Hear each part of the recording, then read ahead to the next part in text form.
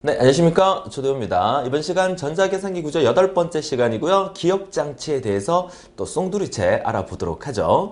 자, 여러분들은 지난 시간까지 CPU라는 중앙처리장치에 대해서 공부를 하면서 상당히 힘드셨을 텐데요. 자, 이번 시간부터 이어지는 이제 주기억장치와 보조기억장치, 그리고 다음 시간에 이어지는 또 특수기억장치와 입출력 장치까지 진행하면 좀 더 쉽게 진행될 수 있지 않을까 그렇게 생각을 합니다. 자, 힘든 부분은 어느 정도 끝났고요. 이제 8강, 9강, 10강까지 마무리 진행되면서 나머지 또 시험은 또 어떤 식으로 출제되는지 하나하나 챙겨 주시길 바라요.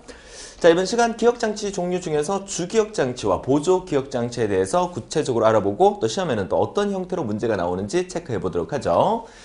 자, 우선 그 주기억장치와 보조기억장치를 이번 시간에 다룰 텐데요. 자, 주기억장치와 보조기억장치가 우리가 지금 공부하고 있는 컴퓨터의 구성에서 어느 부분에 해당되는지를 조금 개념을 잡고 들어가는 게 좋기 때문에 또 앞 시간에 보여드렸던 자, 이 내용을 다시 한 번 더 불러와 봤습니다. 자, 우리가 지금 공부하고 있는 것은 바로 컴퓨터죠. 전자계산기입니다. 자, 컴퓨터는 크게 기계적인 부분의 하드웨어와 그리고 프로그램적인 부분에 소프트웨어로 크게 나눈다는 거 말씀드렸고요. 자, 소프트웨어라는 것은 크게 시스템 소프트웨어와 응용 소프트웨어로 구분한다면 시스템 소프트웨어는 실제 컴퓨터를 움직일 수 있도록 도와주는 소프트웨어이기 때문에 다른 말로 우리는 오퍼레이팅 시스템, 운영체제다라고 얘기를 하죠. 자, 그래서 우리가 이 전자계산기 구조 다음에서 이어서 배우게 될 과목이 바로 운영체제라는 과목이 역시나 여러분 정보처리 시험에 한 과목으로 20문제로 출제되고 있죠. 그래서 다음 시간부터 공부하게 될 이 다음 과목이죠. 다음 시간이 아니라 다음 과목에서 공부하게 될 운영체제라는 이 부분을 전체적인 한 단원이니까 이 부분도 엄청나게 그 범위가 광범위하다는 얘기겠죠. 그래서 운영체제 과목에서 이제 소프트웨어 부분을 다루고 또 소프트웨어를 또 어떻게 활용하는지에 대해서는 기사에서는 소프트웨어 공학, 또 산업기사에서는 시스템 분석 및 설계라는 과목에서 또 소프트웨어에 대해서 다루게 되겠죠. 우리는 지금 전자계산기 구조 과목에서는 주로 하드웨어 부분에 대해서 공부를 한다고 보시면 돼요. 결국 전자계산기 구조라는 과목은 하드웨어, 컴퓨터의 하드웨어, 기계 부분을 완벽하게 이해하는 과목이다. 이렇게 정리를 할 수가 있겠네요. 그 중에서 우리는 지난 시간에 저장치, 연산장치, 기억장치, 레지스터, 여기서 말하는 기억장치는 중앙처리장치 내에 존재하는 기억장치죠. 그 레지스터까지 정리를 했었고요. 이번 시간에 이어서 공부하게 될 내용이 이 주변장치 중에 기억장치 중에서 주기억장치, 보조기억장치, 특수기억장치 중에서 이번 시간에 공부할 내용은 주기억장치와 보조기억장치에 대해서 공부를 할 거고요. 다음 시간 제9강에서 특수기억장치와 그리고 입력, 출력장치에 대해서 공부를 하면 하드웨어의 전반적인 부분은 다 끝났다라고 보시면 되겠어요. 자, 이제 끝이 보인다, 그죠? 나름대로 또 자신감을 가지고 열심히 따라와 주시길 바라요. 자, 그러면 본격적으로 이번 시간에 공부하게 될 이제 기억장치 부분인데 또 기억장치를 또 세분화시키니까 또 이렇게 많습니다, 그죠? 뭐 그렇다고 부담 가지지 마시고요.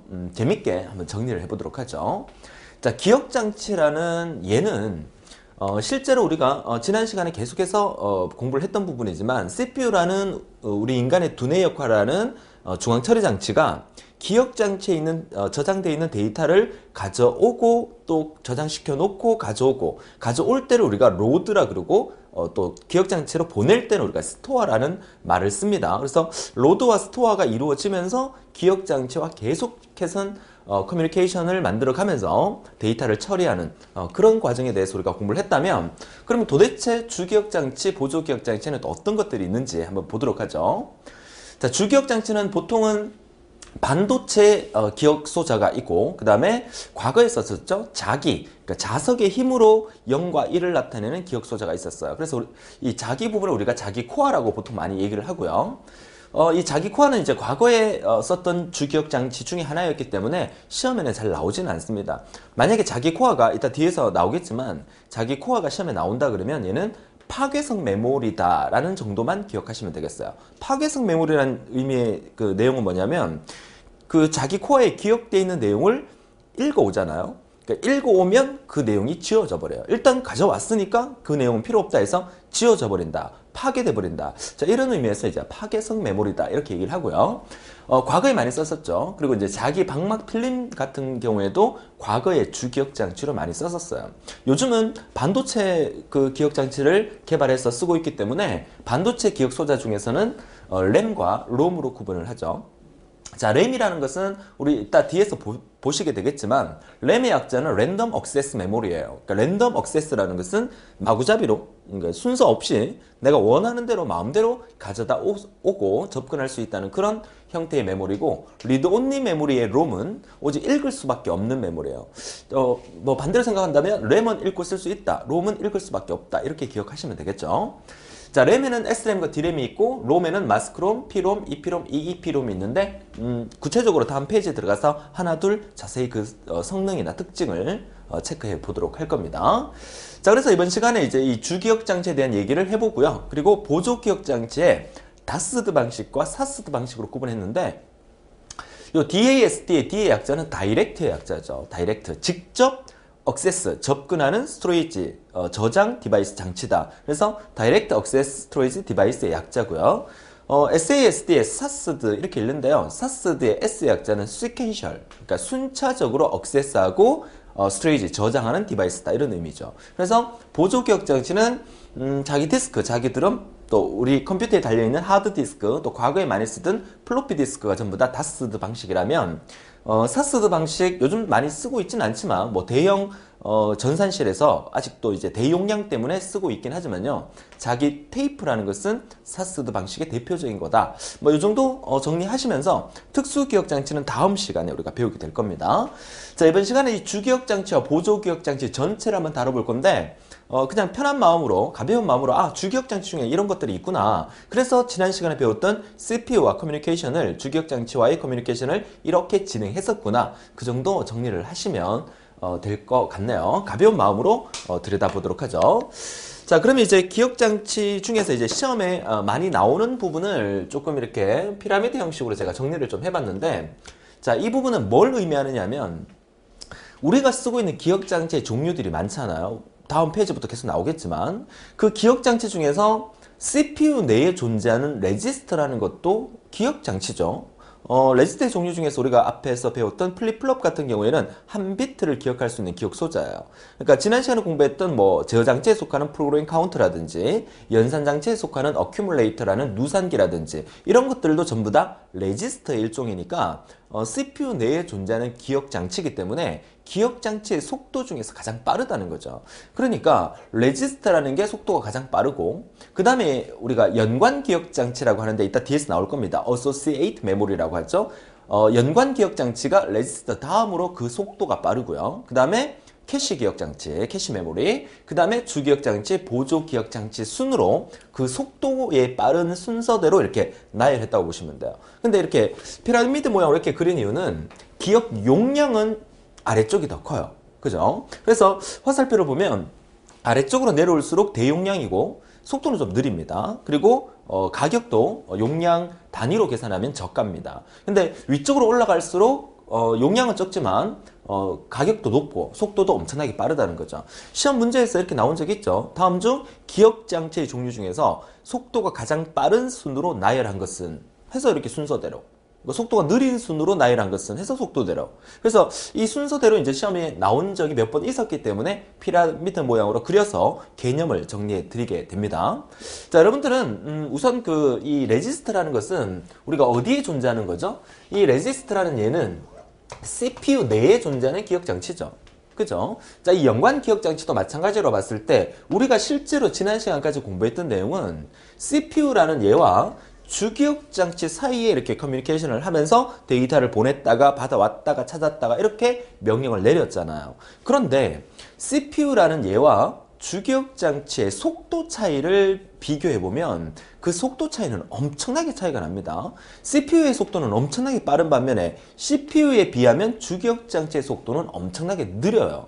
그렇기 때문에 이거 속도 차이가 너무 많이 나기 때문에 CPU가 어떤 명령을 내리고 가져오라, CPU가 주기억장치에 명령을 내리는 거잖아. 주기억장치한테 야, 그 데이터 빨리 갖고 와. 그러면은 번지수를 찾아가가지고 그 데이터를 가져오는데 주기억장치가 CPU의 명령을 따라가기에는 그 속도가 너무너무 뒤떨어지더란 얘기죠. 그러니까 그 중간에서 이 캐시라는 기억장치를 통해서 속도를 어떻게 보완해준다. 이게 몇 번 시험에 나왔었어요. 속도 보완. 그러니까 시험 문제 나왔던 얘기는 캐시 기억장치의 용도가 뭐냐? 용도, 캐시 기억장치 용도는 뭐다? CPU와 주기억장치 중간에 존재하면서 속도 차이를 보완해주는 메모리로 사용되고 있다. 이게 몇 번 시험에 나왔다는 거죠. 이것도 참고해 두시기 바라고요. 자, 그리고 주기억장치와 보조기억장치를 비교했을 때는 주기억장치는 CPU에 비하면 엄청나게 느리지만 또 보조기억장치에 비해서는 그 속도가 또 엄청나게 빨라요. 그죠? 자, 그래서 이 주기억장치와 보조기억장치 사이에도 어떤 커뮤니케이션이 이루어지죠? 그죠? 어떤 게 이루어집니까? 지난 시간에도 계속 얘기했지만 여러분 집의 컴퓨터의 보조기억장치의 대표적인 것은 하드디스크 드라이브라는 게 설치가 돼 있을 겁니다. 여러분 집의 컴퓨터에 윈도우즈를 설치했다. 그럼 하드디스크에 프로그램이 깔려 있는 거고요. 뭐 워드나 엑셀이나 파워포인트, 뭐 게임 이런 응용 소프트웨어가 여러분 집에 하드디스크에 깔려 있단 말이죠. 그러면 여러분들이 만약에 엑셀을 하기 위해서 바탕화면에 엑셀을 더블 클릭했다. 그럼 하드디스크에 저장되어 있는 내용이 주기억장치에 로드되면서 주기억장치에 그 내용이 올라온다는 거죠. 그래서 여러분들이 엑셀을 사용하는 동안은 항상 주기억장치 엑셀이라는 프로그램의 사용 내용이 머무르고 있다가 CPU가 명령 내릴 때마다 주기억장치 내용을 가져와서 명령을 실행하게 된다는 거죠. 그쵸? 자, 그런 개념이기 때문에 주기억장치와 보조기억장치 사이에도 어떤 커뮤니케이션이 이루어진다면 주기억장치에서 보조기억장치로 데이터를 보낼 때를 우리가 역시나 스토어 또는 세이브라고 얘기를 한다면 보조기억장치에서 주기억장치로 불러오는 것을 우리가 로드라고 역시 얘기를 하죠. 이렇게.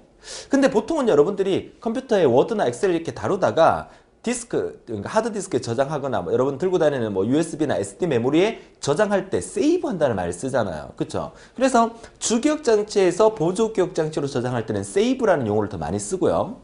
그러면 CPU와 주기억장치 사이의 커뮤니케이션이 이루어질 때는 주기억장치 내용을 CPU로 불러올 때는 역시나 로드라는 말을 같이 써요. LOAD, 로드. 그죠? 그리고 이제 CPU의 내용을 주기억장치로 보낼 때는 어떤 용어를 쓰냐면 스토어라는 용어를 쓰게 됩니다. 스토어. 그래서 가끔 이것도 이제 시험에 몇 번 나온 적이 있었어요. 그러니까 주기억장치 내용을 CPU로 불러오는 과정을 뭐라 합니까? 로드. 그죠? 보조기억장치 내용을 주기억장치로 불러오는 과정도 로드라고 하고 CPU 내용을 주기억장치로 보낼 때는 스토어, 주기억장치 내용을 보조기억장치로 보낼 때는 스토어 또는 세이브라고 얘기를 한다는 거죠. 뭐 이 정도 알면은 뭐 기억장치 계층 구조에 대한 개념은 여러분들이 이해하셨을 거라고 봅니다. 중간에 있는 연관기억장치는 다른 말로 연상이라고 얘기를 하죠. 그러니까 어디에 뭔가가 있더라라고 이제 가상적으로 상상을 해서 그 내용을 가져온다는 거죠. 여러분들이 시험 칠 때 어떤 그 암기 과목 같은 거 외울 때 연상기억법으로 많이 외우잖아요. 그러니까 뭐 시험 문제에서 내가 외워야 될 게 뭐 A, B, C가 있다. 그러면 A, B, C는 뭐 A는 뭐 A, B, C를 G 뭐 이렇게 이런 식으로 뭐 말을 끼워 맞춰서 외우는 그런 형태를 우리가 연상기억법이라고 하듯이 연관기억장치, 연산기억장치라는 말도 가상적인 어떤 내용을 얘기를 하는 거예요. 그래서 CPU와 캐시 기억장치 중간쯤에 있다. 이 정도만 개념 잡아주시면 될 것 같아요. 자, 이렇게 해서 우리가 기억장치의 계층 구조에 대해서 알아봤고요. 중요한 것은 내려올수록 용량이 크지만 속도가 느리다. 올라갈수록 용량이 작지만 고속이고 고가다. 이 정도 개념 잡아주세요. 자, 그러면 이제 본격적으로 기억장치 중에서 기억장치의 특성을 결정하는 요소에 대한 설명부터 여러분 교재에 나와 있죠. 기억장치의 특성을 설명하는 요소, 결정하는 요소. 자, 우선 그 기억장치 같은 경우에는 이제 주기억장치든 보조기억장치든 또 CPU와의 커뮤니케이션을 할 때 접근하는 시간이 상당히 중요합니다. 그죠? 그러니까 얼마나 빠르게 데이터를 가져올 수 있냐, 또 보낼 수 있냐, 이런 부분이기 때문에 첫 번째로 이제 설명되고 있는 게 액세스 타임, 접근 시간을 의미한다.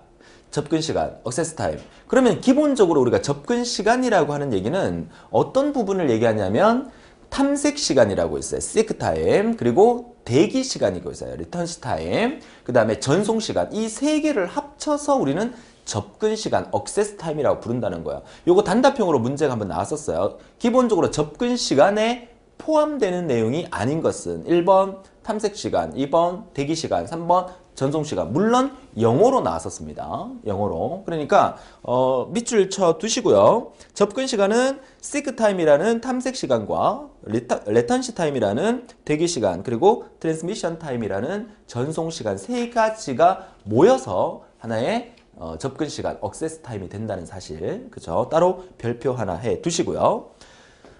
그리고 이어서 이제 접근 시간이 빠른 순서, 요거 따로 별표 2개 하겠습니다. 접근 시간이 빠른 순서, 앞서 피라미드형 구조에서도 그대로 보여드렸던 내용이지만, 어소시에이티브 메모리, 연관 기억 장치, 그 다음에 캐시 메모리, 그 다음에 메인 메모리가 주 기억 장치가 되겠죠. 주 기억 장치. 그 다음에 마그네틱 디스크라고 되어 있는데 얘는 이제 우리말로 하면 자기 디스크인데 얘가 이제 보조 기억 장치의 대표적인 거기 때문에 보조 기억 장치라고, 보조 메모리라고 생각하시면 돼요. 그래서 사실은 이 연관 메모리보다 그 앞에 있는 것은 CPU 내에 존재하는 레지스터라는 기억 장치가 있죠. 이제 CPU는 이제 배제하고 보는 거죠. 그래서 연관 메모리, 어소시에이티브 메모리가 가장 빠르고, 그 다음에 캐시 메모리, 메인 메모리, 마그네틱 디스크, 보조 기억 장치의 순으로 접근 시간이 빠르다. 요거 알아두시고요. 자, 이어서 사이클 타임이라는 건데, 이 사이클 타임이라는 것은 기억 장치에 접근을 위해서, 그러니까 CPU가 주기억 장치에 접근할 때도 어떤 신호를 보내서 접근을 하게 되죠. 그래서 판독 신호를 내고 나서 다음 판독 신호를 낼 때까지의 걸리는 시간을 우리가 사이클 타임이라고 한다는 거죠. 하나의 사이클이 이루어진다는 거죠. 그러니까 CPU가 일단 불규칙적으로 주기억 장치에 막 신호를 보내게 되면 주기억 장치도 정신을 못 차릴 거니까 일정한 텀을 두고 규칙적으로 데이터에 어떤 신호를 보내는 거죠. 그 규칙적인 그 텀 자체는 우리 인간이 상상을 못할 정도로 엄청나게 그 빠른 0.1초 만에 이루어지는 일이긴 하지만 이론적으로는 그만큼의 텀이 있다. 그 부분 우리가 사이클 타임이라 하죠. 근데 실제로 이 사이클 타임이라는 것은 우리가 앞에 얘기했던 이 억세스 타임보다는 항상 같거나 커야 된다는 사실도 시험에 한번 나온 적이 있어서 요거 따로 별표 한 개 해두도록 하겠습니다. 사이클 타임. 사이클 타임의 개념은 CPU가 주기억 장치에 어떤 신호를 보낼 때 일정한 주기를 나타내는 시간이다. 이게 바로 사이클 시간이다. 이렇게 정리를 해 주시면 되겠어요. 기사에도 한두 번, 산업기사에도 한두 번 나왔던 문제고요. 자, 그 다음에 세 번째 나오는 이 밴드위드스라는 대역 폭이라는 말은 우리가 데이터 통신과 정보통신 개론에서 우리가 자세하게 다룰 부분이긴 한데 우리 전자계산기 구조 파트에서도 몇 번 시험에 나왔었기 때문에 보여드리는 겁니다. 이거 따로 별표 2개 하겠습니다. 시험에 기사든 산업기사든 아주 자주 출제가 됐던 내용이에요. 밴드위드스 대역 폭이라고 얘기하고요. 자, 기억장치의 어떤 자료 처리 속도를 나타내는 하나의 단위를 나타내는 거고요. 기억 장치를 연속적으로 접근, 액세스할 때 초당 처리되는 비트 수를 나타낸다. 그러니까 결국 기억 장치 어떤 데이터를 읽고 쓰고 하는 과정에서 그 속도를 나타낼 때는 그 속도를 나타내는 어떤 단위가 필요하겠죠. 그 단위를 우리가 보통은 이제 그 통신에서 쓰는 단위는 BPS, 비트 퍼 세크라는 BPS라는 단위를 쓰는데 실제로 우리가 컴퓨터에서는 이제 통신에 대한 개념이 멀리 데이터를 주고받는 개념이 아니라 본체 안에 들어있는 CPU와 주기억 장치 사이의 데이터를 주고받는 그런 형태의 속도를 나타내는 거기 때문에 밴드위드스라는 형태의 이제 용어를 쓰고 있다는 거죠. 그래서 초당 처리될 수 있는 비트 수를 말하는데 우리가 나중에 통신에서 공부하게 될 BPS랑은 헷갈리시면 안 돼요. 그죠? 자, 그래서 계속적으로 기억 장치의 데이터를 읽고 기억시키는 과정을 반복하는데 1초 동안에 사용되는 비트 수를 나타내는 말이다. 그죠? 통신에서 설명드릴 겁니다. 통신에서 통신 과목, 그러니까 데이터 통신과 정보통신 개론 파트에서 설명드릴 거지만 보통 우리가 BPS라는 용어를 쓰게 되면 BPS의 약자가 비트 퍼 세크 약자거든요. 그러니까 초당 전송될 수 있는 비트 수를 나타내는 거예요. 이거는 데이터 통신에서 데이터를 멀리 보내는 통신의 속도 단위를 나타내는 건데 이 말 자체 속에 이 말이 들어있잖아요. 그러니까 전자계산기 구조 과목에서 여러분들이 기억장치의 데이터를 읽고 쓸 때 사용하는 1초 동안의 비트 수를 나타내는 것은 BPS가 아니라는 거예요. 무슨 뜻인지 아시겠죠? 우리는 컴퓨터 구조를 배우고 있는 거예요. 전자계산기 구조를 배우고 있기 때문에 전자계산기 구조 내에서 CPU와 주기억장치 데이터를 주고받을 때의 어떤 속도를 나타내는 단위를 우리가 밴드위드스라는 대역 폭이라는 말, 다른 말로 전송률이라는 말, 이 말을 쓰는 거지 BPS라는 말은 데이터 통신에서 멀리 통신을 할 때 쓰는 통신 단위다. 이렇게 정리를 해 두셔야 됩니다. 그래야 여러분 헷갈리지 않다는 얘기죠. 그러니까 전자계산기 구조 과목을 그 시험을 칠 때 20문제는 문제를 푸는데 이런 말이 나왔다. 1초 동안 사용되는 비트 수를 나타냈다. BPS다. BPS는 통신에서 쓰는 용어다 이 말이죠. 기억하실 수 있겠죠? 그 다음에 메모리의 워드의 길이가 작을수록 대역폭이 좋다. 대역폭이. 그러니까 통신의 속도가 효율적이다. 메모리의 워드의 길이가 작을수록. 이 메모리의 워드의 길이가 무슨 뜻인지는 다음 페이지에서 문제를 풀면서 보도록 하고요. 자, 전송 단위는 보호라는 단위를 씁니다. 보호.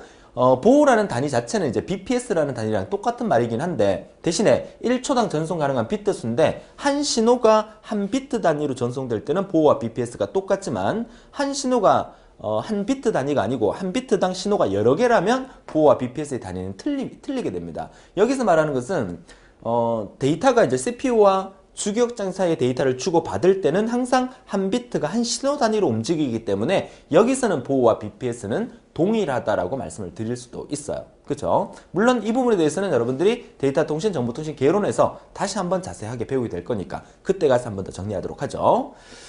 자, 좋습니다. 그래서 기억 장치의 특성을 결정하는 요소라 그래서 큰 개념으로 시험에 나온다 그러면 다음 중 우리가 지금 공부하고 있는 기억 장치의 특성을 결정하는 요소에 속하는 게 아닌 것은 1번 접근 시간, 2번 뭐 사이클 시간, 3번 뭐 대역폭, 전송률, 4번 다른 거 이렇게도 문제 나올 수가 있겠죠. 그렇죠? 그렇게 정리를 해 두시면 좋겠습니다.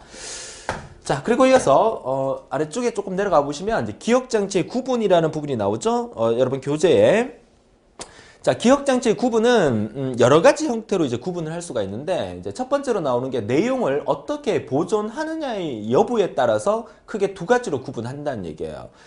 파괴성 메모리 또는 비파괴성 메모리. 아까 한번 설명드렸었는데 파괴성 메모리의 대표적인 게 뭐라 그랬죠? 과거의 주기억장치로 많이 썼던 뭐 자기 코어.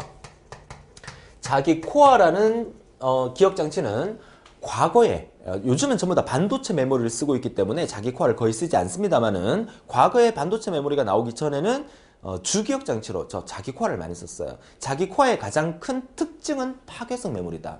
데이터를 자기 코어에 저장되어 있던 데이터를 읽어오는 순간 그 데이터는 지워져 버리는 거야. 파괴된다는 뜻이죠. 뭐 007 영화 이런 데 보면 그죠? 일회용 그 저장 장치 있죠. 뭐 이렇게 갖다 주면 그 내용을 이렇게 딱 틀어서 읽으면 다 읽고 난 다음에 이렇게 폭파돼 버리는 그런 형태를 예를 들면 되겠죠. 자, 그래서 내용을 어떻게 보존하느냐의 여부에 따라서 파괴성 메모리와 비파괴성 메모리가 있는데 우리가 쓰는 요즘의 메모리들은 전부 다 비파괴성 메모리에 속한다 이렇게 보시면 되겠죠. 영어로도 잘 봐두시고요. 자, 그리고 두 번째로 이제 구분하는 방법은 전원 단절 시 내용 소멸 여부에 대한 얘기인데 이거는 이제 우리가 주위에서 많이 볼 수 있는 거고 지난 시간에도 제가 개념적으로 설명을 드렸던 부분인데 여러분들이 컴퓨터를 쓰다가 뭐 엑셀이라는 프로그램을 막 쓰다가 많은 내용을 입력했어요. 저장하지 않았어요. 그 상태에서 갑자기 전원이 꺼져버렸다. 그러면 그 내용이 어떻게 돼요? 다 사라져버리죠. 왜? 왜 사라져버리죠? 여러분이 작업 중인 내용은 항상 주기억 장치라는 램 속에 저장이 되고 있어요. 여러분이 컴퓨터의 전원을 껐다고 해서 여러분 집에 컴퓨터에 깔려있던 엑셀이나 파워포인트가 지워지지는 않잖아요. 근데 엑셀이나 파워포인트를 사용하는 도중에 내가 작업하고 있었던 거는 전원이 꺼져버리면 그 내용이 다 지워져 버린다는 거죠. 그러니까 현재 작업 중인 내용은 주기억 장치에 보존이 되고 현재 작업 중인 내용이 아니라 여러분이 기본적으로 쓸 프로그램을 하드디스크에 설치해 놓은 것은 보조 기억 장치에 설치를 해 놓은 거죠. 그러니까 여기서 말하는 전원 단절 시 내용 소멸 여부에 따라서 휘발성과 비휘발성으로 구분한다면 여러분 집의 컴퓨터에 램이라는 주로 이제 D램을 쓰게 되는데 램이라는 주기억 장치는 휘발성 메모리예요. 전원 끄면 그 안에 내용이 다 지워져 버려요. 근데 보조 기억 장치 같은 경우에는 비휘발성 메모리라서 전원을 끄더라도 그 안에 내용이 살아있는 그런 형태로 이제 구별하는 거죠. 자, 여러분 교재의 내용들은 그 설명이 조금 더 있으니까 뭐 그렇게 중요한 내용은 없습니다만은 여러분들이 한번 읽어봐 달라는 거 부탁을 드릴게요. 자, 그리고 이어서 이제 접근 방식을 이제 또 크게 두 가지로 구분한다면 이제 앞서 한번 제가 설명을 드렸었죠. 사스드와 다스드로 구분하는데 뒷부분에 이제 Access Storage Device의 약자입니다. 그죠? 근데 앞에 S와 D가 차이가 있는데 S는 Sequential, 순차적이라는 의미고 D는 Direct, 직접이라는 의미예요. 그래서 순차적으로 데이터를 접근하는 매체냐 아니면 직접 접근하는 매체냐. 근데 이거 우리가 뒤에서 또 보조 기억 장치를 공부하면서 우리가 배우게 되겠지만 순차 접근 방식의 가장 대표적인 것은 자기 테이프예요. 자기 테이프. 자기 테이프 하면 여러분 감이 안 오시죠? 그러니까 보통 이제 은행이나 큰 전산실에 가게 되면 벽에 이렇게 막 큰 이렇게 테이프 같은 게 이렇게 막 돌아가는 게 있어요. 근데 여러분들이 쉽게 이해하려 그러면 이제 과거에 여러분들이 음악을 들을 때 사용했던 CD 말고 카세트 테이프라는 거 있죠. 이렇게 마그네틱 테이프로 이렇게 막 감겨 있던 거. 그 연필 꽂아서 막 돌리면서 놀았잖아요. 그죠? 기억 안 나나요? 자, 그런 형태의 테이프를 이제 우리가 자기 테이프라 그래요. 그 자기 테이프 같은 경우에는 순차적으로 접근을 한다는 얘기죠. 무슨 뜻이냐면 여러분들이 CD나 MP3로 노래 들을 때는 여러분들이 만약에 CD에 노래가 한 10곡 정도 담겨 있어요. 또는 뭐 MP3에 노래가 한 10곡 정도 담겨 있어요. 내가 5번째 노래를 듣고 싶으면 5번 버튼 클릭하면 바로 5번째 노래 들을 수 있잖아요. 그 말은 뭐다? 직접 데이터를 접근해서 그 값을 읽어오고 노래를 들을 수 있다는 얘기죠. 근데 자기 테이프 같은 경우에 옛날 카세트 테이프 생각해 보세요. 카세트 테이프의 한 면에 만약에 한 10곡이 실려 있다. 그럼 내가 5번째 곡을 들려면 그 빨리 감기 버튼을 눌러서 막 눌러서 이리 감았다 저리 감았다 해야 그 중간을 찾아낼 수 있는 거잖아요. 그러니까 맨 앞에서부터 순차적으로 데이터를 읽어간다는 의미가 테이프에 대한 의미예요. 그러니까 디스크 다이렉트로 접근을 하느냐, 시퀀셜로 접근하느냐 이 차이를 의미하는 거죠. 그래서 접근 방식에 따라서 순차 접근 저장 매체가 있고 직접 접근 저장 매체가 있어요. 뒷페이지에서 그 종류에 따라서 이 얘기를 또 하게 될 겁니다. 자, 그 다음에 재충전 여부에 따라서 이제 정적 메모리냐 동적 메모리인데 이거는 역시나 뒷페이지에서 램에 대한 종류에 대해서 두 가지를 배우게 돼요. SRAM과 D램이고요. SRAM의 S의 약자는 스테이틱, 정적 메모리를 얘기하는 거고 D램의 D는 다이나믹, 동적 메모리를 의미하는 거죠. 재충전 여부는 동적 메모리인 D램은 재충전이 필요하고 S램은 재충전이 필요 없습니다. 자, 무슨 뜻이냐면 우리 눈에는 사실 보이지 않아요. 우리 인간은 느낄 수가 없어요. 근데 이론상으로 D램 안에 어떤 데이터를 저장해 뒀잖아요. 그럼 시간이 어느 정도 지나면 그 저장 내용이 자꾸 지워지려고 그래. 그러니까 꾸벅꾸벅 지우는 거야. 어떤 데이터가 자 그래프상으로 표현하면 저장을 이렇게 시켜놨어요. 쭉 되다가 어떤 시간이 지나면 이 저장 내용이 사라지려고 막 이렇게 떨어지는 거야. 이때 리플래시, 재충전을 시켜서 다시 이 상태를 유지시켜 주는 거죠. 어느 순간 시간이 지나면 또 떨어지려고 그러면 리플래시 시켜서 이 상태를 유지시켜 주는 거야. 그래서 내가 컴퓨터에서 어떤 작업을 하고 있는 도중에 엑셀이라는 프로그램을 쓰고 있는 도중에 내가 작업하던 내용이 그대로 이제 저장되어 있는 것처럼 보이지만 실제로는 사라질라 하다가 리플래시, 사라질라 하다가 리플래시로 계속 재충전이 일어나면서 그 내용을 보존하고 있다는 거죠. 그게 D램이에요. 근데 S램은 그럴 필요가 없어요. 항상 재충전 필요 없이 그 내용을 유지시켜 줄 수 있는 거죠. 그러면 여러분 집의 컴퓨터에는 주기억 장치로 SRAM도 사실 주기억 장치에 속하는 거고요. D램도 주기억 장치에 속해요. 그러니까 램의 종류의 두 가지니까. 그럼 여러분 집의 컴퓨터는 SRAM을 쓸까요? D램을 쓸까요? 이렇게 얘기하니까 우리 집 컴퓨터는 최신형 컴퓨터고 엄청 비싸게 주고 산 거니까 우리 집 컴퓨터의 주기억 장치는 SRAM을 쓰고 있을 거야 라는 착각은 하지 마세요. 그죠? SRAM과 D램의 가격 차이는 한 20배 정도 차이 납니다. 같은 용량으로는. 그래서 그 가격이 너무 비싸기 때문에 실제적인 주기억 장치는 D램을 쓰고 있는 거고 SRAM은 아까 앞에서 제가 말씀드렸던 CPU와 주기억 장치 사이에서 속도를 보완해 줄 수 있도록 약간의 용량을 추가해서 캐시 메모리로 SRAM을 주로 쓰고 있습니다. 그래서 여러분 집의 컴퓨터의 주기억 장치는 D램을 쓰고 있다는 사실. 근데 재충전을 해야 되는 불편함은 있지만 그거는 우리 인간이 피부로 느낄 수 없을 정도로 빠른 속도로 진행되기 때문에 우리는 그냥 편안하게 쓰고 있다 정도 생각을 하게 될 거예요. 자, 의미 아시겠죠? 자, 재충전 여부에 따라서 두 가지로 구분하고요. 그 다음에 이제 기억 보호, 이제 메모리 프로텍션이라고 하죠. 자, 기억 장치를 보호한다는 의미죠. 자, 메모리의 각 블럭에 허락할 수 있는 접근 형태를 지정하는 보호 비트를 둠으로써 그 과정이 이루어지고 있다는 거죠. 그러니까 여러분 교재에서도 이제 기억 보호라는 말에 대해서 이제 설명이 되고 있는데 그 두 번째 그 문단을 보시게 되면 다중 프로그래밍에서는 여러 개의 프로그램이 동시에 병렬로 실행되겠죠. 다중 프로그래밍이니까 동시에 실행됩니다. 이때 어떤 프로그램에 의해 다른 프로그램의 결과가 잘못 쓰여지지 않도록 하나의 기억 장치를 보호해 준다는 역할을 했죠. 동시에 실행되다가 이것 때문에 얘가 손실을 입으면 안 되잖아요. 그럴 때 이제 우리가 기억 보호, 메모리 프로텍션이라는 용어를 쓰게 된다는 거죠. 자, 이해하실 수 있겠죠? 그 아래쪽에 부분에 뭐 어떤 뭐 공식 같은 거 접근 시간에 관계시 나오는 건 필요 없고요. 놔두시고 자, 이렇게 해서 이제 기억 장치의 구분은 여기까지 정리를 하고 이제 다음 페이지로 넘어가서 본격적으로 주기억 장치에 대해서 알아보도록 하겠습니다. 자, 주기억장치 하면 우리가 지난 시간까지 계속해서 이제 CPU가 접근하던 그 내용들이죠. 그 CPU가 어떤 명령을 처리하기 위해서 우리가 주소 지정 방식에 대해서 공부했었고, 그 주기억장치의 그 주소에 정해져 있는 그 주소에 따라서 데이터를 접근하게끔 그렇게 우리가 많이 활용을 했었다는 겁니다. 자, 주기억장치 개요 CPU가 직접 접근하여 처리할 수 있는 기억장치로서 현재 수행되고 있는 프로그램과 데이터를 저장한다. 이 말이 원래는 상당히 중요한 말이에요. 그렇죠? 현재 수행되고 있는 프로그램과 데이터를 저장하고 있는 곳이 주기억장치예요. 그러면 여러분 집에 컴퓨터를 켜고 난 다음에 여러분 집에 컴퓨터에서는 워드도 깔려있고 엑셀도 깔려있고 게임도 깔려있단 말이야. 나는 지금 워드 프로세서를 쓰고 있다. 나는 지금 엑셀을 쓰고 있지만 게임은 하고 있지 않다. 그 게임은 여러분 집의 컴퓨터에 보조기억장치인 하드디스크에 설치되고 저장되어 있는 거죠. 내가 게임을 하기 위해서 바탕화면에 그 게임을 더블 클릭했을 때만 보조기억장치의 그 게임이 주기억장치에 로드가 되는 거예요. 그러면 그때부터 이제 사용을 하게 되는 거죠.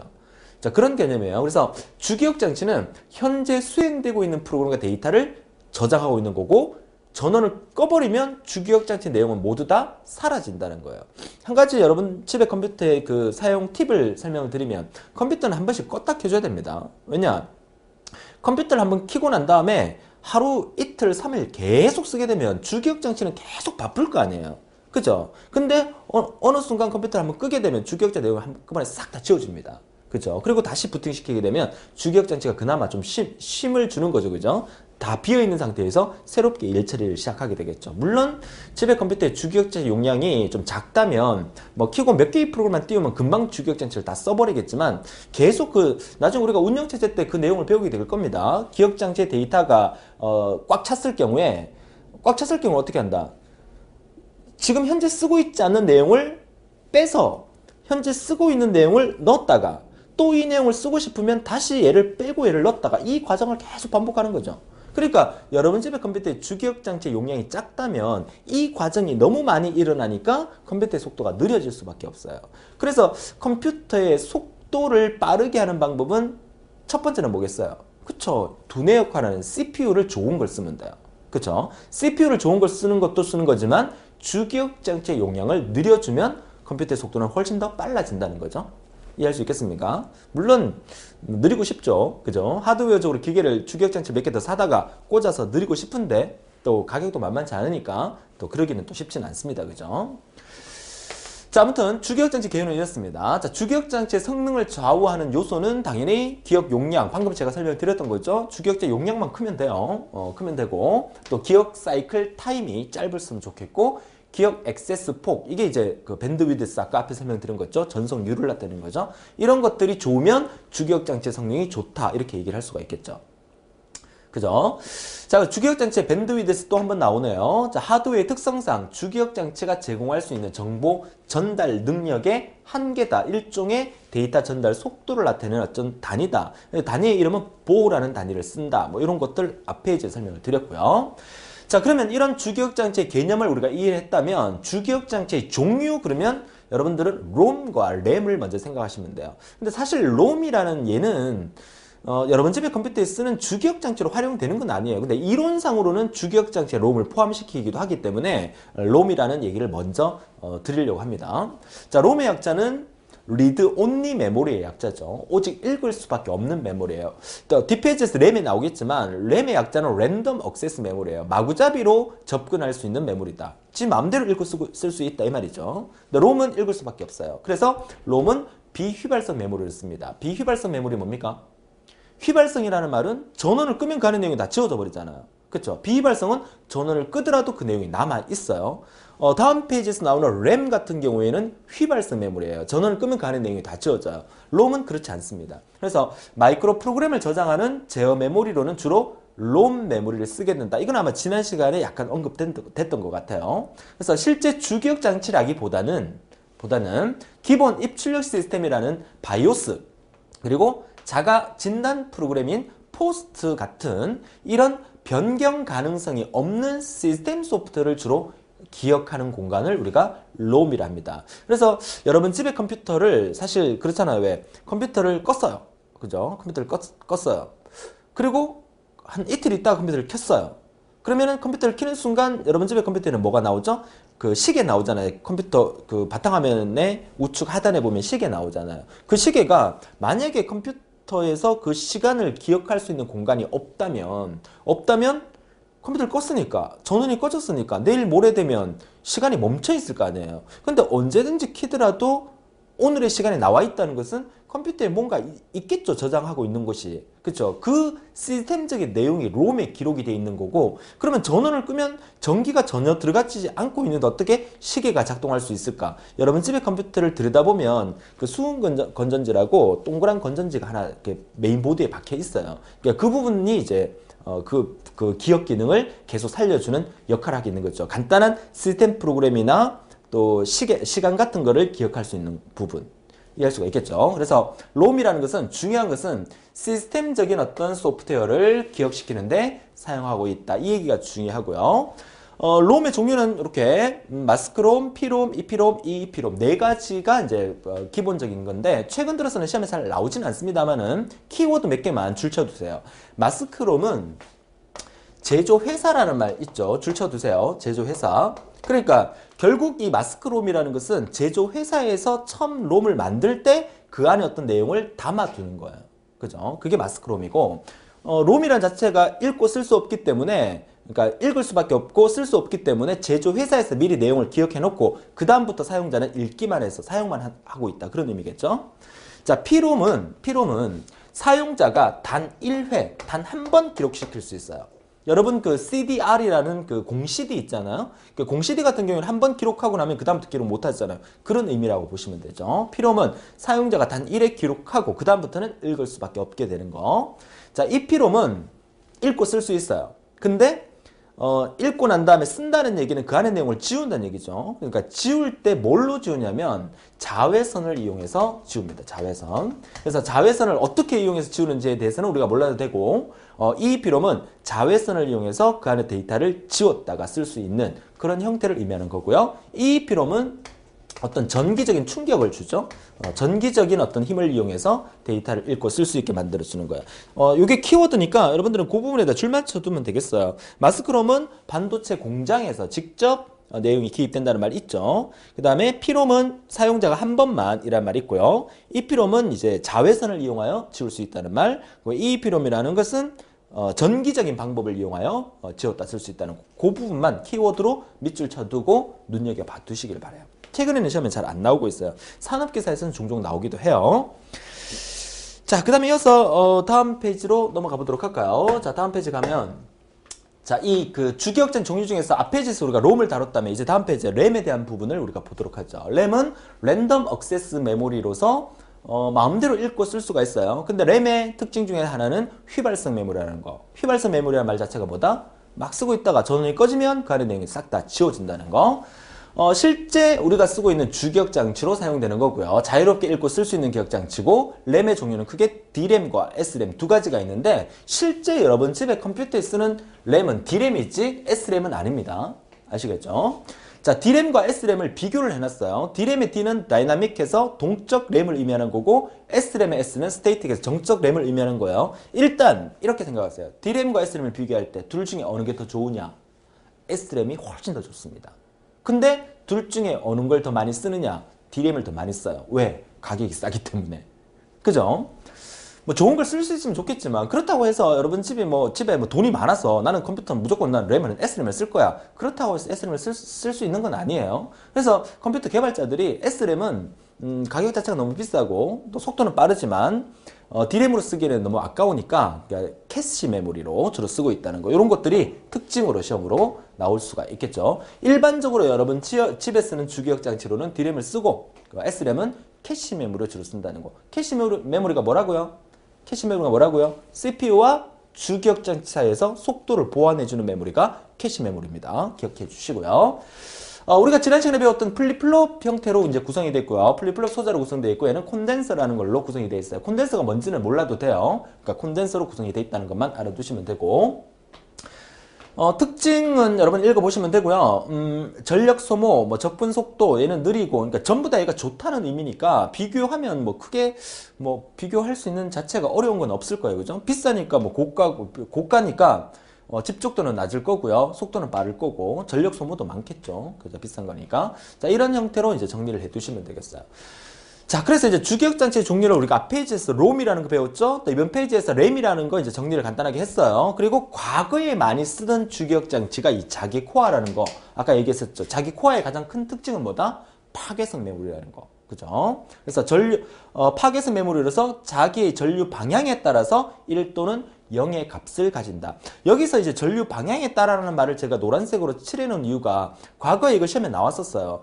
자기 코어에 대한 특징으로 틀린 것은 어떻게 나왔냐? 틀린 답으로 전류의 방향이 아니라 파괴성 메모리에서 자기의 방향이 이쪽 방향이면 1을 나타내고 이쪽 방향이면 0을 나타낸다는 말이 아니라 여러분 교재에 보면 오답 쪽지에 보면 그 말이 있을 거야. 자기 코어는 중심을 통과하는 전선에 전류가 흐를 때 1의 값을 갖고 흐르지 않을 때 0을 갖다. 어떻게 보면 참 맞는 말인 것 같아. 전류가 흐를 때 1로 주고 흐르지 않을 때 0으로 주면 1과 0을 표현할 수 있으니까. 근데 그게 아니라는 거죠. 전류가 흐를 때 안 흐를 때가 아니라 전류가 흐르는 방향에 따라서 1과 0을 나타낸다는 거예요. 이 말. 무슨 말인지 아시겠죠? 그래서 흐를 때는 1이고 흐르지 않을 때는 0이다. 이건 틀린 답이라는 얘기예요. 오답 쪽지에 보시면. 그죠? 그거를 여러분들이 잘 헷갈리지 않도록 알아달라는 거 부탁드리고 자기 코어의 또 특징 중에 가장 큰 특징이 하나는 그 세 번째 있죠. 여러분 책에는 지움성 읽음 성질을 갖고 있다는 말 자체가 뭐다? 파괴성 메모리라는 뜻입니다. 데이터의 내용을 읽으면 파괴돼서 지워져 버린다는 거. 그거 명심하시면 돼요. 그쵸? 자, 이렇게 해서 이제 주기억장치의 종류에 대해서 알아봤고요. 그 주기억장치 부분에 대해서는 여러분 시험에 또 나오는 게 이제 반도체 기억소자의 구성이라 해서 좀 계산 문제가 몇 문제가 시험에 나오는 경우가 있어요. 그래서 계산 문제 몇 개를 같이 한번 다뤄보도록 하죠. 여러분 책에 아래쪽에 이제 나와 있는 부분이죠. 자, 램과 롬의 용량 계산법이라는 이름으로 이제 나와 있는데 일단 여러분 이거 외우셔야 됩니다. 기억장치의 용량을 계산하는 방법은 2의 지수승입니다. 2의 승인데 무슨 승이냐면 워드의 수. 2의 워드의 수승. 그죠? 곱하기 워드의 크기. 이렇게 나타내는데 워드의 수와 워드의 크기는 문제에서 알려줍니다. 기억장치의 용량을 계산하는 문제에서 워드의 수와 워드의 크기를 알아야 기억장치의 용량을 계산할 수가 있거든요. 그렇죠? 자, 그래서 워드의 수라는 말이 시험 문제에서 예를 들어서 워드의 수가 얼마고 워드의 크기가 얼마입니다. 워드의 수가 얼마고 워드의 크기가 얼마입니다. 이 기억장치의 용량은 얼마가 됩니까? 이러면 여러분은 충분히 계산할 수 있죠. 그렇죠? 근데 시험 문제에서는 워드의 수, 워드의 크기란 말 대신에 다른 말이 나올 수도 있어요. 그 말이 무슨 말이냐면 입력 번지선의 수가 얼마다. 또는 출력 데이터 선 수가 얼마다. 또는 뭐 주소선의 수, 뭐 MAR의 수, PC가 얼마다. 이게 다 같은 말이라는 거. 이거를 여러분들이 외워두셔야 됩니다. 되시겠죠? 또 워드의 크기도 마찬가지야. 워드의 크기라는 말 대신에 출력 데이터 선수, 데이터 버스의 비트 수 또는 MBR 또는 DR 또는 IR 이렇게 나올 수도 있다는 거예요. 그쵸? 그러니까 결국 여러분들은 이 공식을 외워두셔야 됩니다. 자, 이 공식 또 외우라니까 또 수학 시간 같아서 선생님 공식까지 외워야 됩니까? 제가 지금까지 전자계산기 구조하면서 공식이니까 외우란 말 몇 번이나 있었습니까? 아마 처음인 것 같은데요. 그죠? 물론 여러분들이 나중에 뭐 그 정보처리 필기를 합격하고 실기를 공부할 때 알고리즘 파트에서 어플리케이션 설계라는 과목 알고리즘 파트에서 제가 외우라는 게 몇 개 있을 겁니다. 그죠? 그런 부분을 외워주시면 돼요. 그리고 나중에 여러분들이 소프트웨어 공학이라는 과목과 시스템 분석 및 설계 과목은 암기할 내용들이 좀 많아요. 그 부분은 제가 외우러 할 건데 나머지는 다 이해하는 게 좋아요. 그쵸? 이 부분을 외워두셔야 돼요. 계산 문제를 풀려면 공식이니까. 뭐 계산 문제 풀려면 일단은 공식을 알아야 문제를 풀 수 있는 거니까. 그죠? 그래서 이 공식을 일단 외워두시고 문제에서 워드의 수나 워드의 크기를 가르쳐 줬을 때 기억 용량을 계산해야 되니까 얘를 가르쳐 주는 말 대신에 이렇게 나올 수도 있다는 것만 알아두시면 모든 문제를 다 풀 수가 있어요. 예제 문제 한번 볼까요? 자, 기억 용량이 1MB일 때 필요한 주소선의 수는 자, 여기서 높아시면서 말씀을 드리는 건데 혹시나 이 메가바이트라는 말이 무슨 말인지 모르시는 분이 있을까봐 제가 기본적으로 간단하게 설명을 드릴게요. 우리가 보통 바이트라는 단위를 씁니다. 그죠? 물론 이 바이트는 우리가 데이터베이스 시간에 기억 용량의 단위를 이제 정보 표현의 최소 단위인 비트부터 시작해서 바이트, 워드, 필드 이렇게 나가는 걸 우리가 배웠지만 바이트는 정보 표현의 최소 단위인 비트가 여러 개 모여서 하나의 바이트가 되죠. 몇 비트? 8비트가 모여서 하나의 바이트가 됩니다. 그러면 이 바이트가 모여서 뭐 워드가 되고 필드가 되지만 그러니까 2의 지수승 단위로 이제 올려보면 바이트가 모여서 이제 킬로바이트라는 단위를 우리가 많이 쓰죠. 킬로바이트. 킬로바이트 다음에 이제 메가바이트라는 단위를 쓰고요. 메가바이트 다음에 기가바이트. 기가바이트 다음에 테라바이트. 뭐 이 정도까지만 뭐 알아두시면 될 것 같아요. 바이트라는 단위의 감을 잘 못 잡으시는 것 같아서 다시 한번 설명드리면 여러분이 핸드폰에 문자 메시지를 보낼 때 한 글자 만약에 대한민국이라는 글자를 쓰게 되면 핸드폰 문자 메시지 생각하세요. 자, 대한민국이라는 글자를 쓰게 되면 이걸 영어로 쓰게 되면 이렇게 적힙니까? 이렇게? 이렇게 안 적혀요. 그죠? 어떻게 적힙니까? 이렇게 적힙니다. 이렇게. 자, 이건 무슨 뜻이냐면 한 글자를 표현한 자릿수가 한 요 정도 되죠. 이렇게. 그죠? 이건 무슨 말이냐면 요게 한 바이트예요. 그러니까 영문자는 한 바이트 이렇게 한 바이트, 두 바이트, 세 바이트, 네 바이트, 다섯 바이트지만 한글 같은 경우에는 한 글자가 영문의 글자보다 크기 때문에 한글 한 글자를 쓰기 위해서는 두 바이트가 필요를 해요. 그죠? 무슨 뜻인지 아시겠죠? 그러니까 핸드폰에 문자 메시지 보낼 때 여러분들이 대한민국이라는 문자를 친구한테 보냈다. 그러면 하나, 둘, 셋, 넷, 다섯, 여섯, 일곱, 여덟 바이트를 보낸 거예요. 그러니까 지금 제가 이 설명을 드리는 이유는 이거 시험에 안 나오지만 용량에 대한 개념을 좀 이해하라는 얘기입니다. 그죠?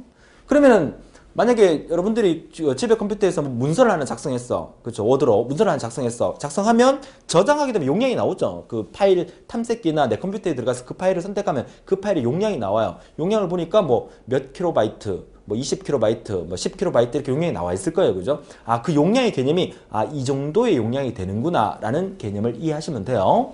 자, 그러면 그 바이트가 얼마나 모이면 킬로바이트냐? 여러분들이 보통 킬로 하면은 킬로미터 하면은 1000m를 생각하잖아요. 그렇죠? 근데 컴퓨터는 천 단위로 움직이는 게 아니라 2의 지수승 단위로 움직여요. 그러니까 킬로바이트는 2의 10승을 의미하는 거고 메가바이트는 2의 20승, 기가바이트는 2의 30승, 테라바이트는 2의 40승을 의미하는 거예요. 2의 10승은 얼마입니까? 2의 10승은 1024입니다. 그죠? 2의 20승, 2의 30승, 2의 20승 얼마? 1024 곱하기 1024가 되겠죠. 2의 30승은 1024 곱하기 1024 곱하기 1024가 되겠죠. 그쵸? 자, 그렇게 이제 용량 개념을 이해를 하시면 돼요. 그러면, 기억 용량이 1메가바이트란 얘기는 1메가바이트는 여기잖아요. 2의 20승 바이트를 의미하는 거예요. 그죠? 엄청나게 크죠? 1메가바이트. 근데 보통 여러분들이 그러니까 가장 여러분들이 이해하기 쉬운 정도로 설명을 드리게 되면 여러분이 MP3로 노래 한 곡 듣잖아요. 그쵸? 노래 한 곡의 용량이 보통 한 3에서 한 5메가바이트 정도 됩니다. 3에서 한 5메가바이트. 그리고 여러분들이 뭐 예를 들어서 드라마나 뭐 그 집에 TV 프로그램 다운받아서 보잖아요. 물론 어둠의 경로로 가서 다운받아서 보는데 1시간짜리 뭐 영화나 TV 드라마 같은 경우에 1시간짜리를 다운받으면 화질에 따라서 물론 차이가 있겠지만 한 600메가바이트? 화질이 좀 좋으면 한 1기가바이트 정도 용량을 차지합니다. 그죠? 그러니까 어떤 식으로 그 용량이 이루어지는 것까지는 몰라도 되지만 여러분들 용량의 단위에 대한 개념을 좀 이해하라는 얘기입니다. 다시 한번 얘기합니다. 들고 다니는 MP3의 노래 한 곡은 한 3에서 5메가 정도 되고요. 그 다음에 영화 한 편 같은 경우에 보통 한 1기가바이트에서 2기가바이트의 용량을 차지하게 됩니다. 자, 그러면 좀 문제 풀어야 되는데 자꾸 딴 얘기를 하고 있어요. 그죠? 자, 기억 용량이 1메가바이트일 때 필요한 주소선의 수는 물었어요. 그러면은 필요한 기억 용량이 1메가바이트다. 필요한 주소선의 수를 물었다. 주소선의 수 어디 있습니까? 여기 있잖아요. 주소선의 수를 물었는데 1메가바이트가 기억 용량이래요. 그러니까 이 공식을 이용해서 거꾸로 계산하면 되죠. 그죠? 그래서 1메가바이트는 얼마다? 2의 20승이라고 제가 말씀드렸죠. 1메가바이트는 2의 20승이기 때문에 2의 20승은 뭐다? 2의 20승이니까 몇 개? 20개의 주소선이 필요하다. 워드의 수라는 말 자체가 주소선의 수랑 같은 말이기 때문에 용량 1메가바이트는 2의 20승이기 때문에 2의 20승, 지수승으로 2의 20승이기 때문에 20이라는 수가 뭐다? 워드의 수가 되고 다른 말로 주소선의 수가 된다. 이해할 수 있겠죠? 그러니까 이 공식을 알고 얘 내용을 외우고 있다면 이런 문제는 다 풀 수가 있다는 거예요. 그죠? 자, 정리를 할 수 있도록 하세요. 자, 두 번째 문제 볼까요? 입력 번지선이 8개. 입력 번지선 어디 있습니까? 여기 있죠. 입력 번지선이 8개입니다. 출력 데이터선이 8개래요. 얘가 8개래요. 그죠? 그럼 이 공식 속에 다 집어넣을 수가 있죠? 그럼 2의 8승, 2의 8승과 그 다음에 워드의 크기가 8비트니까 8개니까 8비트.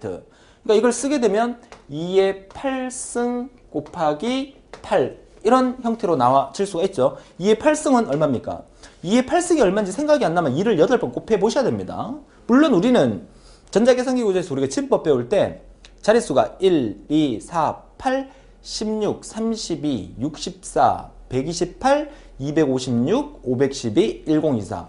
자, 우리가 정보 처리를 공부하는 사람들 입장에서 기본적으로 2의 1승부터 2의 0승부터 2의 10승까지는 딱 물으면 바로 나올 수 있도록 해주세요. 아시겠죠? 그래서 2의 8승은 얼마다? 256입니다. 2의 8승은 256이고 또 8이 뒷부분에 나오니까 256 곱하기 8을 하게 되면 256바이트가 된다. 그래서 256바이트로 우리가 계산할 수 있겠다. 그죠? 자, 이렇게 우리가 정리를 하시면 되겠고 얘는 이제 비트이기 때문에 그런 거예요. 비트. 그쵸? 256 곱하기 8비트가 되는 거니까 바이트로 고치면 한 바이트가 8비트이기 때문에 256바이트가 된다 이 말이죠. 자, 이렇게 문제를 풀 수 있으면 되겠고, 자, 세 번째 문제 하나 더 볼까요? 자, 기억장치 용량이 4096 워드래요. 그쵸? 워드의 수를 나타내는 거죠. 4096 워드. 그럼 4096은 이게 몇 승이냐 이걸 좀 따져 보셔야 됩니다. 2의 10승이 1024니까 2의 11승은 2048이 되겠죠. 그럼 2의 12승은 2048 곱하기 2를 하면 되는 거니까 4096이 되겠죠. 그래서 이 말대로 계산하면 4096 곱하기 16이 되겠죠. 4096은 2의 12승이 된다 그랬죠. 2의 12승 곱하기 16이 되는 거니까 워드의 수, 주소순의 수는 MAR, PC는 똑같기 때문에 PC 값은 물었습니다. 그럼 PC는 얼마냐? 12승이니까 12가 되겠고 AR은 얼마냐? 역시나 12승이니까 12가 되는 거예요. 그러니까 PC나 AR이나 똑같은 말이라는 거죠. 그건 여기서 여러분들이 그죠? 읽어 보셔야 된다는 거고요. 그 다음에 그죠? MAR.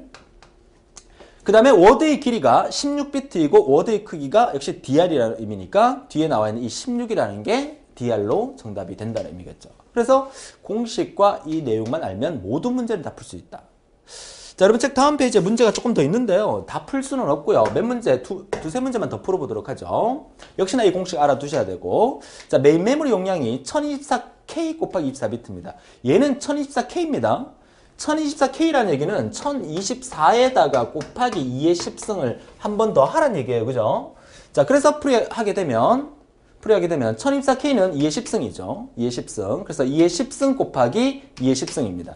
얘도 2의 10승이에요. 그죠? K도 2의 10승이고 2의 10승 곱하기 2의 10승입니다. 그래서 K는 2의 10승이 1024기 때문에 이렇게 계산이 된다는 의미를 여기서 설명해 주고 있는 거예요. 결국 2의 10승 곱하기 2의 10승은 얼마다? 2의 20승이 되는 거죠. 2의 20승.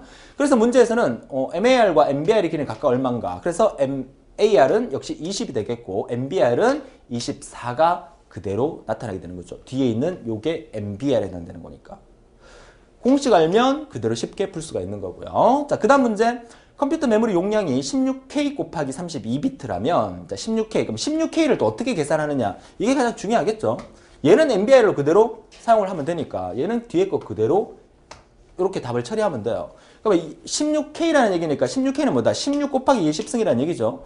16 곱하기 2의 10승인데 16은 2의 지수로 나타나면 2의 4승이라는 얘기예요. 16은 2의 4승입니다. 그래서 2의 4승 곱하기 2의 10승이 되는 거니까 2의 4승과 2의 10승을 곱하면 2의 14승이 되죠. 그죠? 혹시 이 강의 듣고 있는 여러분들 중에서 이 지수승 곱하기 계산 못 하시는 분이 혹시 계신 건 아니겠죠? 만약에 수학을 손 놓은 지가 하도 오래돼서 이거 개념이 안 온다.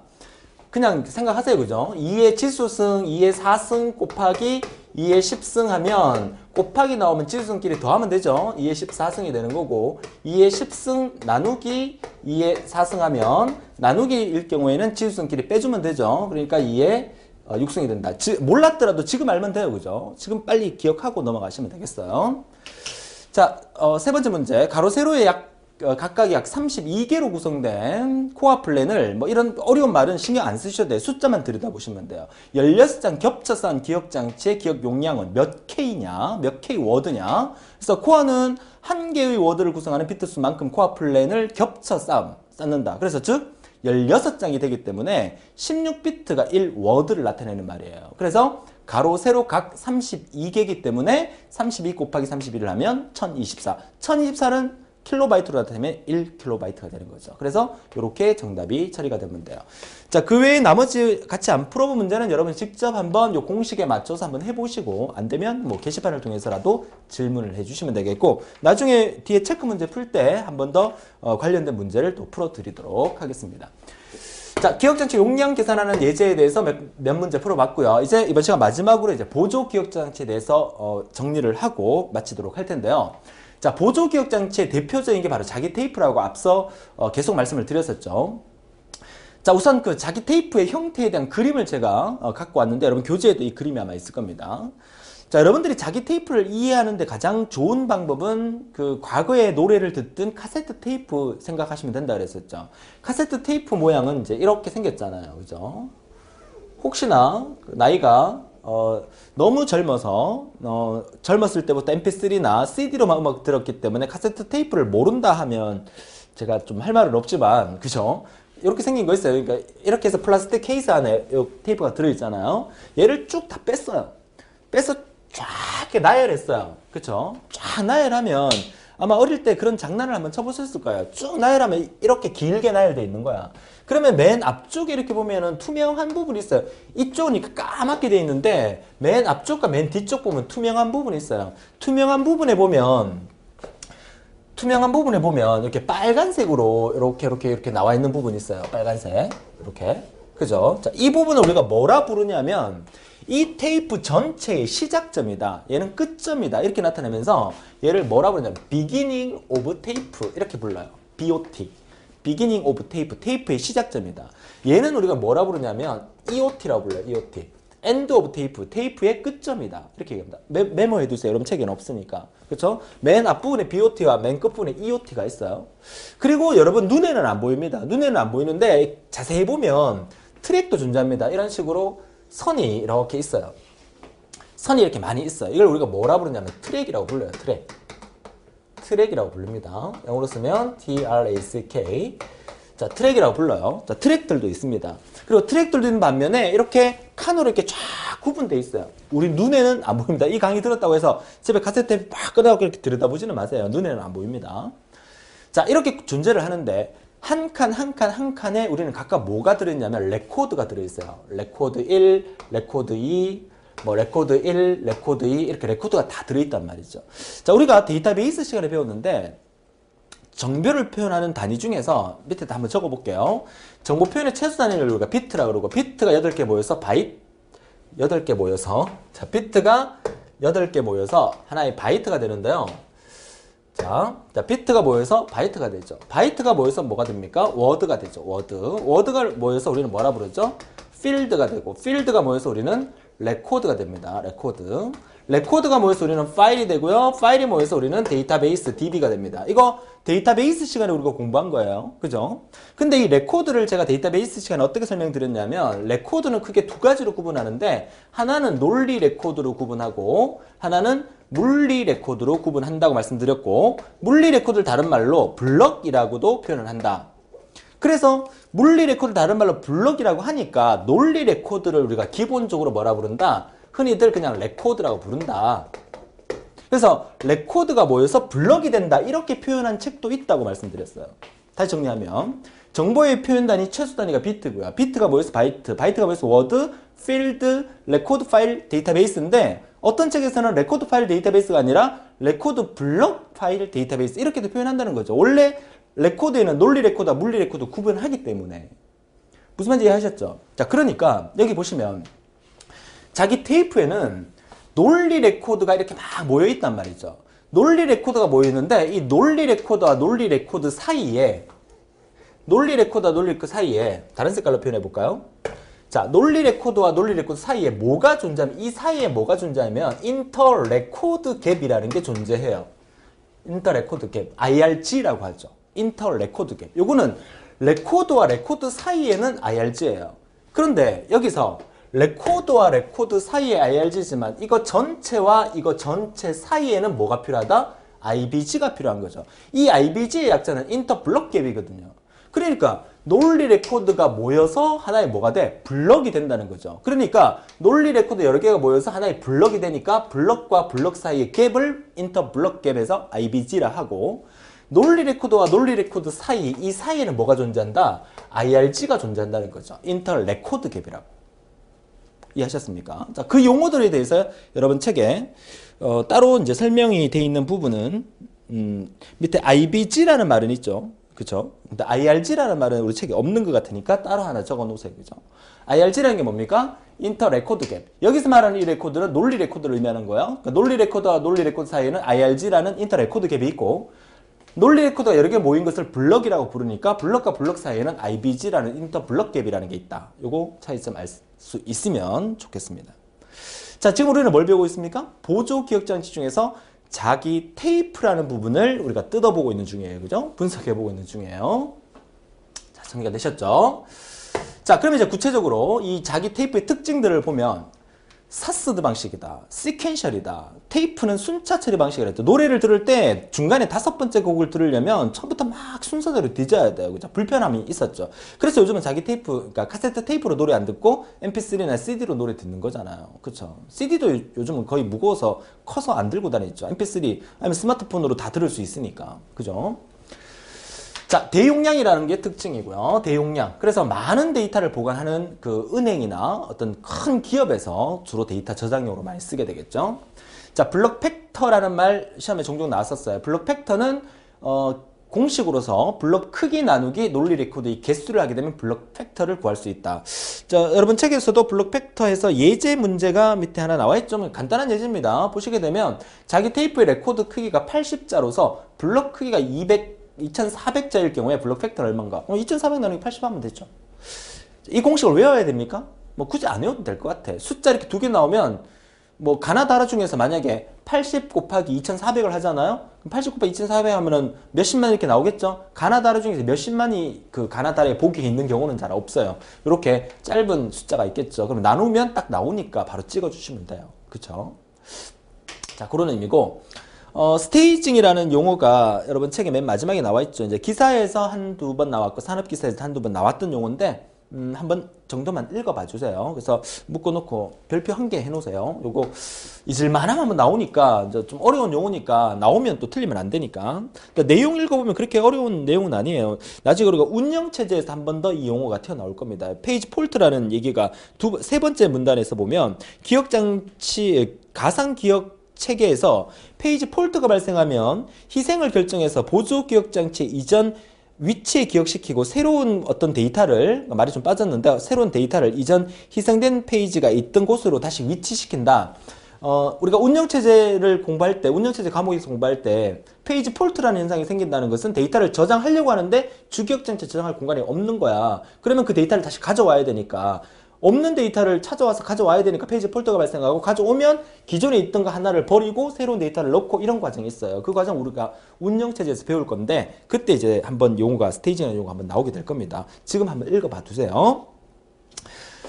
자, 이어서 보조기억장치 나머지 보도록 하죠. 자기 드럼, 자기 디스크, 자기 테이프 이제 세 가지가 이제 이어서 나오는데 여러분 이거 하나 기억하고 넘어가야 될 것 같아요. 앞 페이지에서 우리가 보조 기억장치의 대표적인 자기 테이프를 배웠잖아요. 그러니까 이번 페이지에 자기 드럼 나오고 자기 디스크 나와요. 그리고 이 페이지에서는 안 나오지만 여러분 집의 컴퓨터에 설치되어 있는 보조 기억장치의 대표적인 건 하드디스크죠. 그러니까 하드디스크나 자기 디스크나 자기 드럼 같은 경우는 전부 다 둥그런 원판으로 되어 있어요. 원판으로 되어 있고 이 세 가지는 전부 다 다스드 방식이에요. 다스드가 뭐라 그랬어요? 다이렉트 억세스 스토리지 디바이스라 그랬잖아. 직접 접근 매체. 그러니까 유일하게 자기 테이프만 순차 접근 방식이고 지금 나오는 자기 드럼과 자기 디스크와 여러분 집의 컴퓨터에 쓰이는 하드 디스크는 전부 다 다스드, 직접 접근 방식이라는 거. 그러니까 시험 문제에서 다음 중 직접 접근 방식에 속하는 게 아닌 것은 해서 틀린 답으로 자기 테이프가 답이 되는 경우가 많고 그리고 보조 기억장치 전체 용량 중에서 용량이 가장 큰 거는 뭐겠어요? 자기 테이프가 용량이 가장 커요. 그죠? 아무래도 그 속도가 느리면 용량이 크고, 그죠? 속도가 빠르면 용량이 작다. 이런 그 원리가 적용이 되고 있는 거죠. 아까 주기억장치와 보조기억장치를 비교했었어도 그런 내용이 있었죠. 자, 그래서 자기 드럼은 자기 디스크에 비해, 얘에 비해서는 속도가 빨라요. 아무래도 디스크보다는 드럼이라는 게 좀 더 이렇게 웅장해 보이잖아요. 그죠? 속도가 빠르고. 순차, 비순차 모두 처리가 가능한 다스트 방식이라는 거. 요거 체크해 두시고요. 자, 기억 용량을, 자기 드럼의 기억 용량을 계산할 때는 드럼 표면의 트랙당 셀 수와 트랙 수를 곱하면 된다는 거.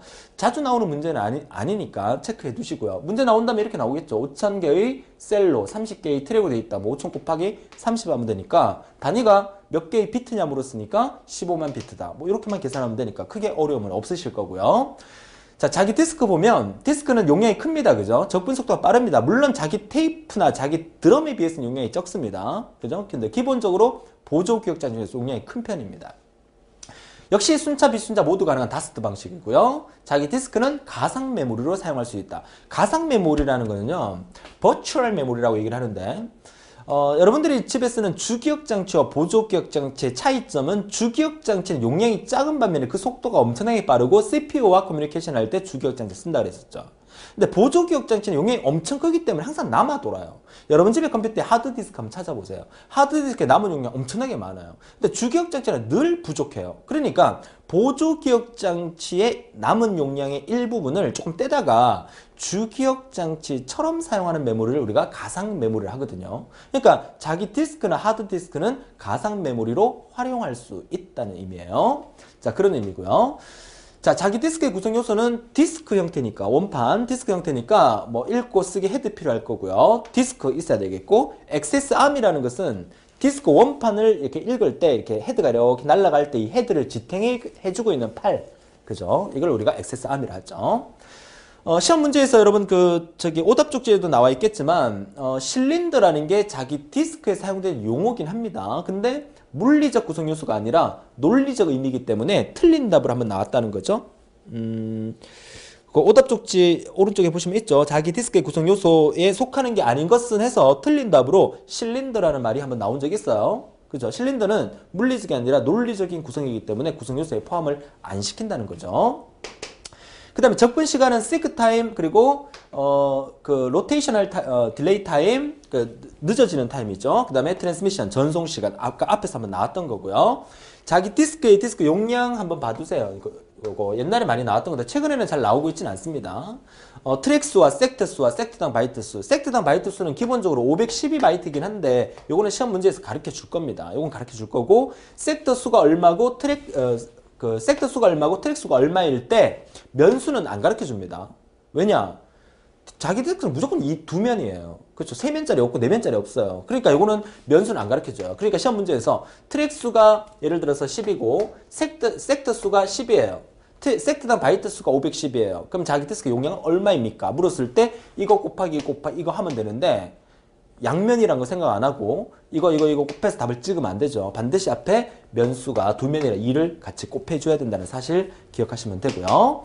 자, 마지막으로 등각 속도라는 말, 이것도 기사에서 딱 한번 나왔는데 혹시나 싶어서 일단 적어놔 봤어요. 그래서 등각 속도란 여러분 책에 있죠. 디스크 저장 매체에서 디스크의 회전 속도를 일정하게 하고 디스크의 회전 각에 따라서 데이터를 저장하는 방식을 우리가 등각 속도라고 얘기를 하니까 용어로서 한번 눈여겨 봐 두시면 되겠어요. 됐죠? 자, 이렇게 해서 우리가 이번 시간에 주기억장치, 보조기억장치 정리를 했습니다. 자, 이번 시간에 공부한 내용 주기억장치의 종류와 용도 여러분 좀 정리를 잘 해두시고요. 또 보조기억장치의 종류에 대해서 잘 정리를 해두시고 주기억장치와 보조기억장치를 비교할 수 있는 것도 잘 해두셨으면 좋겠습니다. 자, 이렇게 해서 이번 시간에 기억장치 중에서 주기억장치, 보조기억장치에 대해서 공부를 했고, 다음 시간 예고해드리면 말을 이제 막 더듬어요, 그죠? 수업 끝날 때 되면 다음 시간 제 9강입니다. 이제 특수기억장치에 대해서 공부를 하고요. 그리고 입력과 출력에 관련된 입출력장치에 대해서 공부를 하도록 하겠습니다. 이제 끝이 보이니까 조금 더 힘내시고 열심히 따라와 주시고요. 오늘도 열심히 하셨으니까, 그죠? 저녁에 또 맛있는 거 드시고, 또 좋은 거 많이 드시고, 항상 건강 챙기시고요. 다음 시간에 더 즐거운 모습으로 뵙겠습니다. 자, 수고하셨습니다.